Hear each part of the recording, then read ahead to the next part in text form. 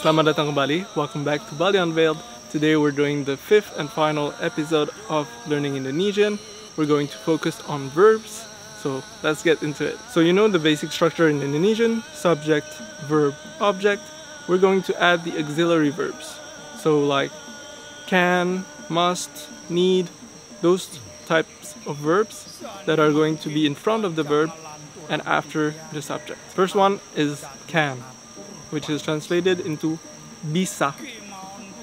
Bisa. Bisa. Saya bisa makan. Saya bisa makan. Second one is want. Mau. Mau. Mau. Saya mau makan. Saya mau makan.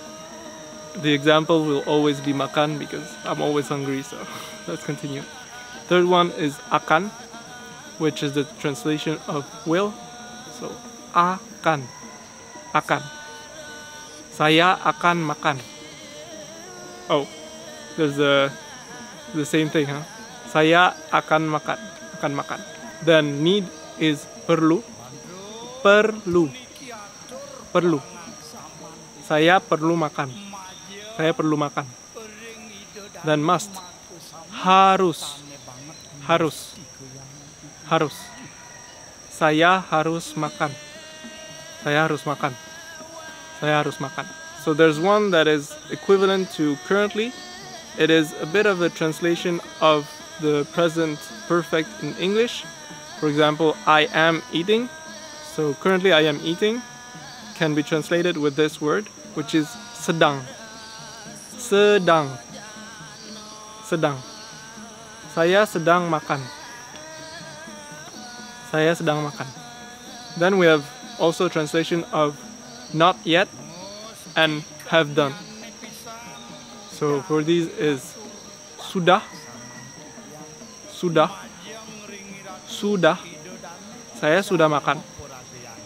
Saya sudah makan. And belum. Belum.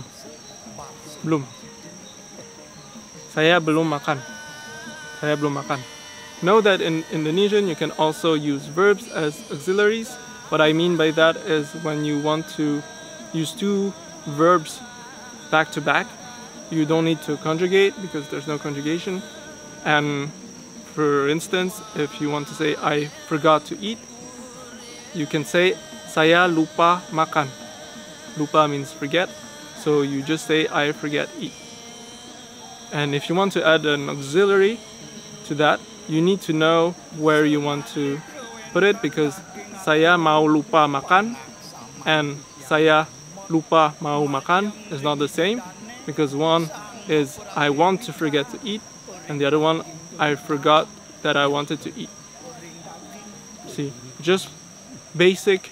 There's no need to think a lot about it. You just need to do what's logical in Indonesian, because there's no traps.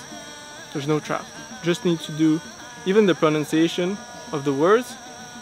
There's no trap, because not like in French, for example, it could be there's 3 ways to say O. It's complicated, and in Indonesian you just need to read out what's written. That's why it's super easy. Now I will give you some more verbs you can learn that we use in everyday life. The first one being beli. Beli. Beli. Jual. Jual. Jual. Kerja. Kerja. Kerja. So I just noticed that by giving an example, there are a few words that you don't have, like or, and, with those verbs, those words. So I'm going to give them to you now. You have dengan, dengan, dengan, dan, dan, atau, atau, atau, tanpa, tanpa, tanpa. So those 4 words are pretty crucial, I think. So that's it for that, and I've finished with the verbs. I just want to end this episode with nouns. Know that nouns in Indonesian are ungendered, so there's no difference between male and female. For example, dia, which is he, she, or it, doesn't have a distinction. Dia is universal. All the nouns don't have any all the nouns don't have anything in front of them. So for example, in English you have an apple, and in Indonesian you can just say apel.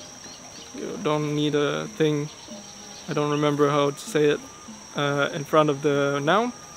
And just know that for the plural there's no S either. So what you can do when you want to say that there are a lot of one thing, you double the word. So for example, tree is pohon, and when you want to say trees, you can say pohon pohon, pohon pohon. So you double the word. But know that there are some double words that mean something else. For example, mata mata, and mata is eye. Mata mata means spy. So some words are used in different contexts, but when you say mata mata, you can also mean the eyes. But you need to once again set the context to mean what you want to mean. Terima kasih banyak. Thank you for listening on this final episode. I'm actually going to film one more episode of learning a language, but that one it will be Balinese. So I will give a few words in Balinese. Now that you have learned Indonesian, you know the basics. Well, Balinese is almost applies the same structures. There are similar words, but there's a lot of differences.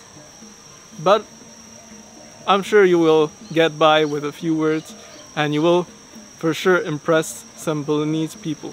Because every time I speak Balinese, they're like, what? Even when I speak Indonesian, they're surprised. And that's it. Thank you. If you want to subscribe, comment, or like, please do so. That helps the channel very much because this series doesn't seem to be taking off. If you want to share the episodes, that would help me a lot. Thank you. I will see you in the next one.